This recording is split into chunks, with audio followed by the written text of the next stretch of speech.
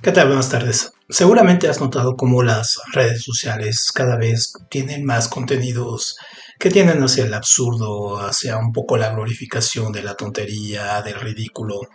Bueno, hay una razón para ello y hoy vamos a hablar de esto en este programa de La Letra Absuelta acerca de el absurdo en las redes sociales y la gran mercancía que representa ello para las grandes empresas. Vamos y nos vemos después.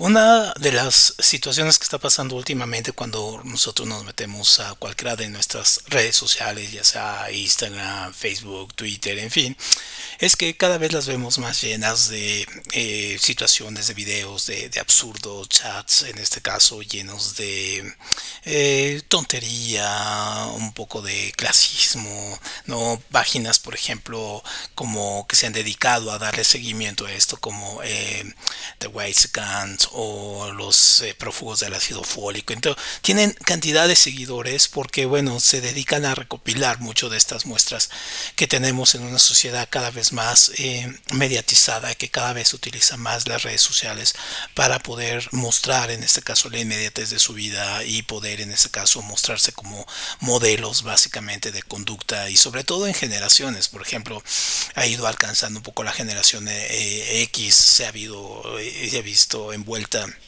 en todos estos videos de necesidad, por ejemplo, de mostrarse chistosos, el absurdo, el chiste y todo ese asunto. Pero bueno, también los millennials, ni se diga, y ahora los centennials, que son los amos de estos contenidos. Entonces, hay muchas teorías que nos hablan acerca de cómo poder explicar esta tendencia del absurdo y un poco de la tontería y un poco del ridículo que se ha ido un poco metiendo cada vez en nosotros, ¿no? Estos vacíos que vemos en las redes sociales y que nos ha dejado muchos huecos a nivel educativo, cultural, en este caso, obviamente que se transforman, en este caso en representaciones económicas, pero la pregunta sería, ¿esto es intencional? Es decir, ¿hay una intención de mostrar, de tender hacia a esa infantilización del pensamiento, hacia esa cuestión del absurdo, a esto de mostrarte como la gente valiosa, a esta sociedad de influencers y en fin, y de gente que toma el chiste fácil, el pastelazo para poder posicionarse en redes? Pues un poco adelantando la respuesta es que sí, sí hay una intención y obviamente hay una situación atrás de ello.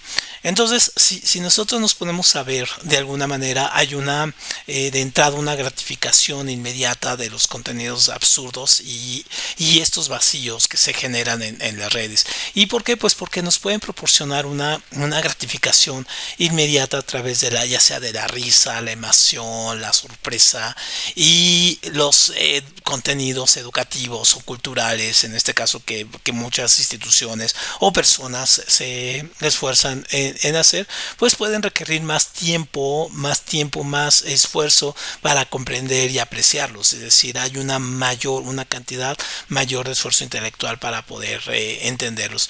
Entonces, obviamente, la recompensa rápida, pues es muchísimo más fácil y pues por eso también hay una tendencia a que estos contenidos de 3 minutos y ahora ya son 10 segundos, por ejemplo, sean muchísimo más usados. También estos contenidos pues cada vez van planteándose como una especie de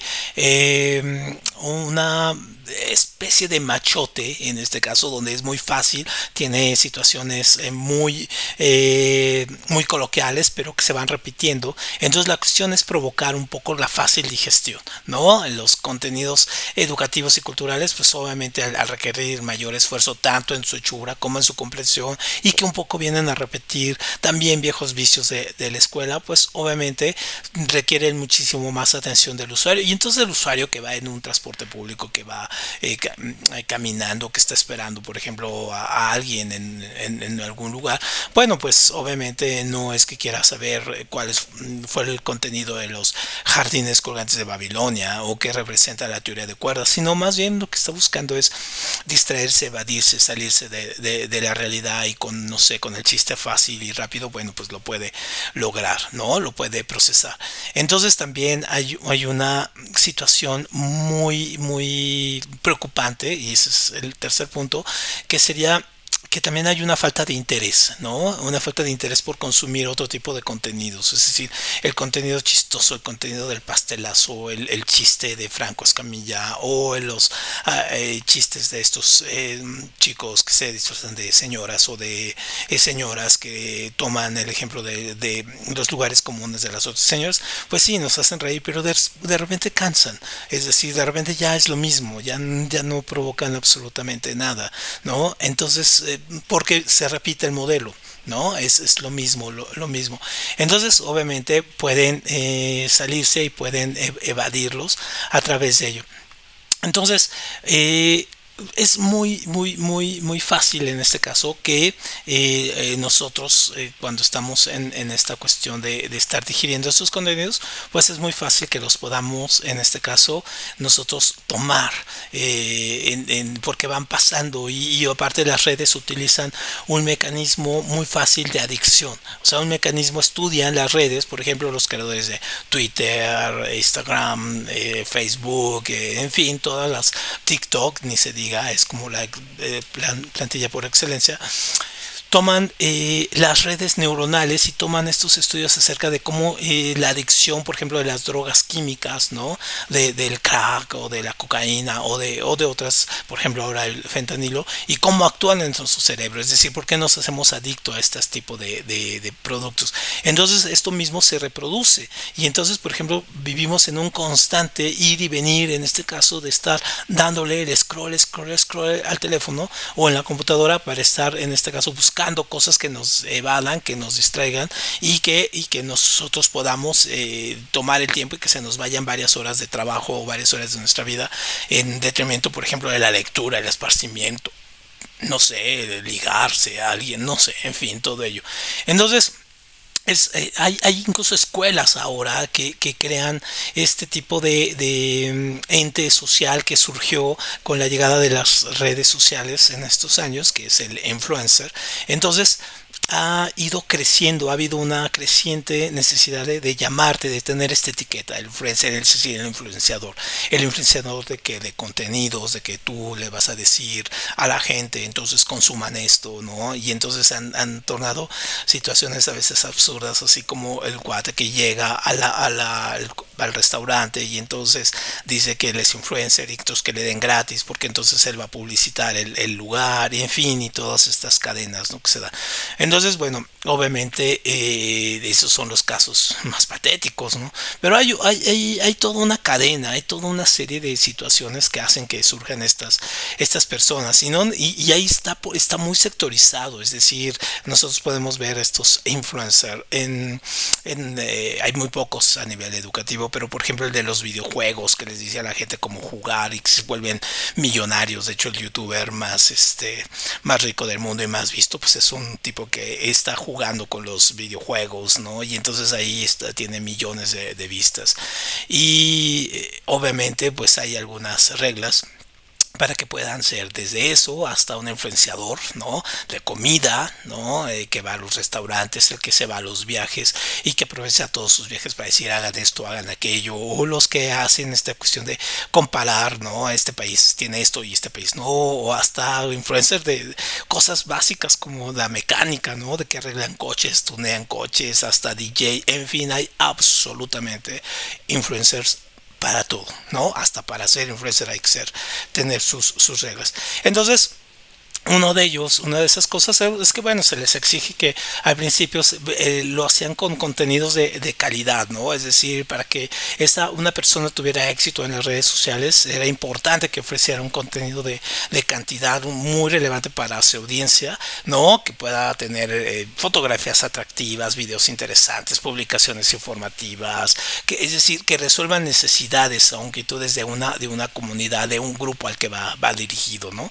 También algo muy importante para estos influencers la consistencia, es decir, que tengan que estar constantemente, no regularmente en las redes, en vista para que obviamente no se pierda la atención a ello. También está en este caso la comunicación una comunicación muy íntima, muy afectiva con sus usuarios, ¿no? Que respondan con su audiencia, es decir, que estén en constante comunicación con ellos, no nada más a través de los contenidos, sino también también haciendo otros eventos, ¿no? Tienen que tener en este caso esa conexión, ese carisma, una conexión genuina con sus seguidores. Entonces, desde los más chicos hasta los más grandes, por ejemplo, hay señoras que tienen 7 videos de cocina y son increíblemente ricas porque, bueno, son influencers de comida. Pero ¿por qué lo logran? Pues porque tienen esta cuestión de el carisma, que tienen esta conexión con la gente. Y bueno, también hay que saber que no todos posten su video y todo ese asunto y se vuelve viral, ¿no? Tiene que tener una cuestión de una estructura de marketing. ¿No? Entonces, por ejemplo, ahora vemos cantidad de estos estandoperos o gente que hace lip sync y todo. Entonces, que tienen toda una cadena de marketing para que sus productos, es decir, sus videos, sus publicaciones y todo, lleguen a más gente y obviamente les genere recursos. Es decir, es la vieja confiable, esa de que al dinero atrae el dinero, entonces tienes que invertirle, ¿no? Entonces, por ejemplo, en la comunidad académica o en algunas comunidades se habla mucho acerca de si algún día esta comunidad de influencers que utilizan estos recursos van a poder sustituir, por ejemplo, a profesores, van a sustituir las academias, van a sustituir, sobre todo hablando de los más jóvenes, ¿no? Primaria, secundaria, donde vemos que prácticamente es un gran impacto, aunque también la generación Z se ve muy influenciada por ello. Entonces, hay esa pregunta, un poco testeándola con algunos colegas o con otra gente, pues es difícil ver un mundo donde la educación esté bajo la influencia de estos personajes, ¿no? Porque bueno, para ser un profesor o para poder dar unas clases, pues sí tienes que tener una metodología de enseñanza, ¿no? Que te permita compartir tus conocimientos de una manera eficaz, profunda, ¿no? Que haya discusión, que haya debate en el aula, ¿no? Que tenga una formación especializada. Entonces, si estos personajes, por ejemplo, influencers o todos estos de medios, youtubers, en fin, todo ello, si bien tienen una audiencia masiva, prácticamente desaprovechan el papel que tienen para poder posicionar, ¿no?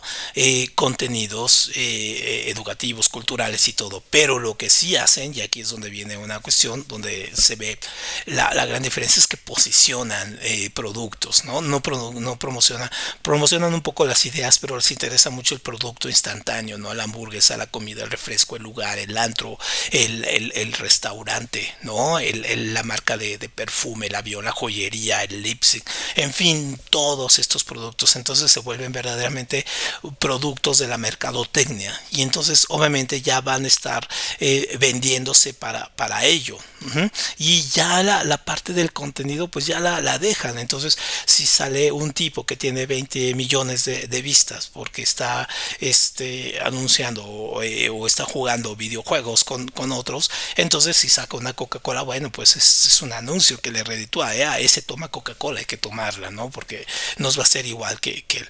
Entonces, obviamente pueden ser estos muy hábiles para la creación de contenido, ¿no? Pueden tener en este caso muchos contenidos basados, pero básicamente en su experiencia personal y no tienen esa profundidad y esa rigurosidad que deben de tener un profesor, por ejemplo, ¿no?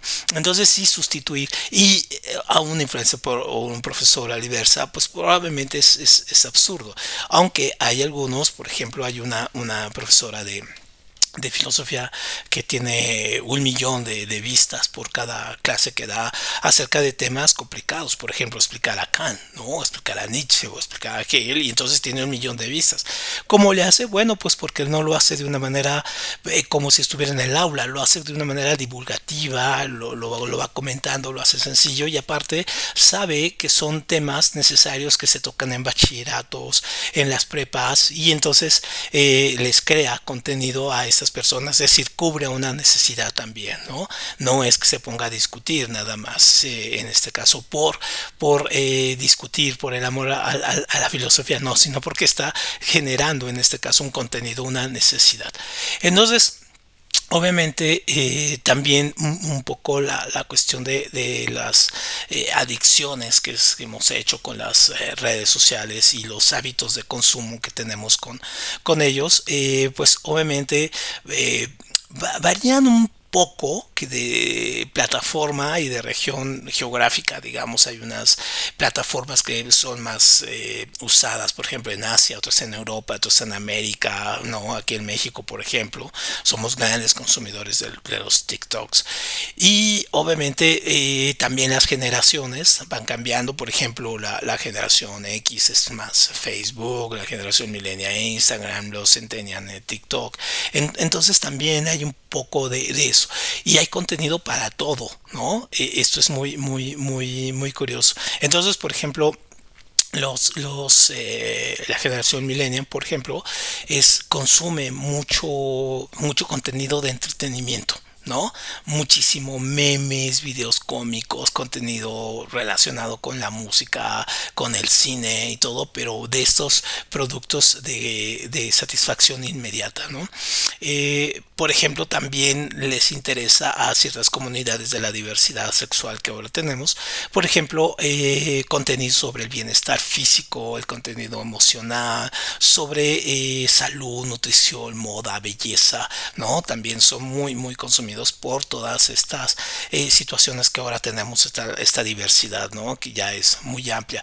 Y, por ejemplo, a las generaciones, por ejemplo, la generación X más joven y los millennials más grandes, por ejemplo, comparten también contenido sobre viajes, sobre tomarse la foto en el lugar más, no sé, la Torre Eiffel, en Tahití, en fin, en la playa más exótica y todo ello, ¿no?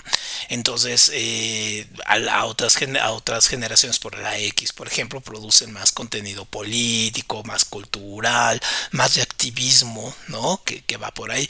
Y por ejemplo, hemos visto cómo el movimiento, en este caso feminista, ha tenido un gran auge a través de las redes, es decir, explotó a través de las redes. A partir de ahí los contenidos, los anuncios, los desplegados, las protestas, el día al día de cada uno de estos movimientos que vimos en la UNA, que vimos en el Poli, que acabamos de ver ahora en la UAM, por ejemplo, lo veíamos en las redes sociales, ¿no? Con los lives que hacían en Instagram y todo. Entonces, obviamente, también ha recorrido para allá y se ha ido y han encontrado un método, ¿no? Para poderse encontrar. Pero lo que nosotros hemos notado, por ejemplo, es este corrimiento hacia el absurdo, ¿no? El absurdo, el que se cae, los retos estos de TikTok, de Instagram, donde, bueno, incluso hasta ponen en riesgo su vida, ¿no? Donde hacen retos verdaderamente absurdos, donde uno dice, o sea, que tienes que tener en la cabeza para poder hacer esto, que atenta contra tu propia vida, ¿no? Bueno, y son muy populares estos contenidos, curiosamente. Entonces, si vemos, por ejemplo, el absurdo como un tema filosófico, pues obviamente ha sido explotado por muchísimos filósofos, desde Sócrates, desde Platón, ¿no? Hasta Albert Camus, Kierkegaard, Nietzsche. Nietzsche es alguien que se menciona mucho, pero que se lee realmente muy poco, ¿no? Y todos ellos, pues podemos hablar como los existencialistas, unos precursores y unos ya propiamente existencialistas, donde el absurdo es el tema central de esta filosofía, ¿no? Y muchos han estudiado este tema con una profundidad más amplia de llevar acerca de hacia dónde nos lleva este absurdo, ¿no?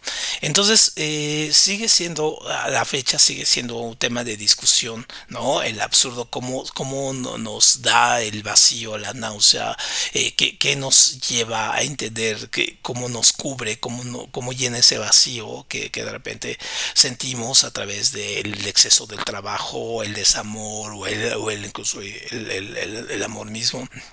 No, la rutina, los éxitos o fracasos políticos, en fin, ¿no? Entonces, obviamente, el absurdo, si lo analizamos ontológicamente, bueno, pues sí ha sido explorado hasta en política y éticamente. Y esta situación, esta correduría, pues nos lo llegamos a entender por lo siguiente, ¿no? Porque si si lo vemos como una cuestión de la vida cotidiana, pues también eso va imperando y se va adentrando nuestro pensamiento. Y entonces, por ejemplo, si nosotros leemos el mito de Sísifo de Camus, ¿no? Podemos encontrar una definición del absurdo como esa tensión entre el deseo humano de encontrar un significado a la vida y al mismo tiempo la incapacidad de encontrarle ese significado objetivo y absoluto, ¿no? Entonces este Sísifo que sube la montaña con una piedra y luego llega y se baja y luego tiene que subir y bajar, ¿no? Entonces esta situación pues obviamente refleja este pensamiento de Camus, ¿no? También Camus también sostiene que el ser humano debe aceptar el absurdo de la vida y en lugar de buscar un significado universal, pues debe encontrar el significado en las experiencias cotidianas y en el disfrute mismo de la vida. Para Heidegger, en este caso, este filósofo de la angustia, también él definió que el ser humano se enfrenta a la angustia y al absurdo cuando se enfrenta a la realidad y a la responsabilidad y sobre todo a la libertad, ¿no? De elegir su propia existencia. Y entonces para Heidegger, ¿no? La solución al absurdo es curiosamente la fe religiosa y la confianza en la voluntad de Dios y luego dándole un poco un giro de tuerca llega Nietzsche, ¿no? Y él explora el absurdo a través de su crítica a la metafísica y a la religión, ¿no? Y entonces Nietzsche argumentó que la búsqueda de un significado absoluto y universal en la vida es un engaño y que la verdadera fuente del significado se encuentra en la voluntad de poder del individuo y la afirmación de la vida.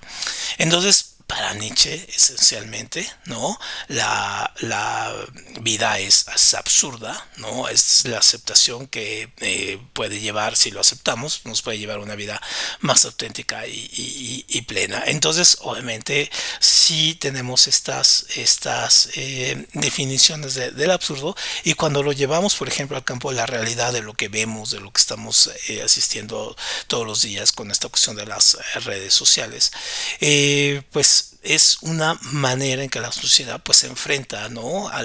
Tiene una salida al absurdo cotidiano en un mundo donde vemos altos índices de inflación, guerra, acabamos de salir del COVID que nos puso en jaque, ¿no?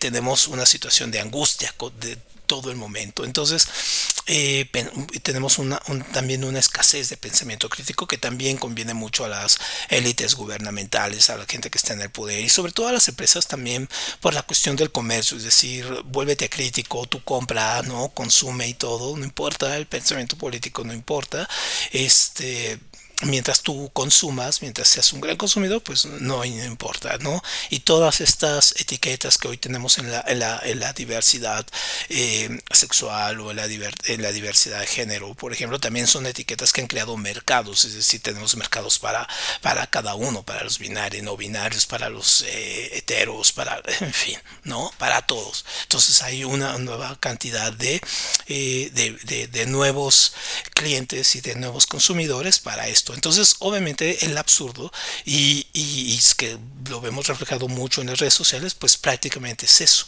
¿no? Es llenar ese hueco, evadirse de la realidad, como los románticos tomaron la edad media, nosotros tomamos la risa, el chiste, ¿no? Evadirnos y pasarnos en el celular. Entonces, pues sí, tenemos documentales, noticias, programas de televisión, películas, pero que no se basan en el absurdo, pero básicamente son los menos, ¿no? Los contenidos que llegan a más gente son los que manejan el absurdo y que pues llegan obviamente a tener muchos más seguidores, mucha popularidad y sobre todo, pues obviamente más éxito económico. Y cerrando un poco nuestra charla, que da para mucho más, pero en esta primera parte exploramos este primer punto, es estos contenidos del absurdo, pues obviamente son parte de la cultura popular contemporánea bueno, están presentes estos contenidos en algunos influencers, en algunas plataformas que lo explotan, ¿no? De una manera básica para provocar también tener nuevos clientes, tener una sociedad pues con un pensamiento acrítico, ¿no? Distraído y salida de la crisis existencial que le representa la misma realidad, ¿no? Entonces, obviamente es una salida del absurdo cotidiano. Entonces, obviamente, si nosotros es un poco de también pereza intelectual, ¿no? Tratar de salir de esa absurdo, de esa angustia de la realidad que tenemos.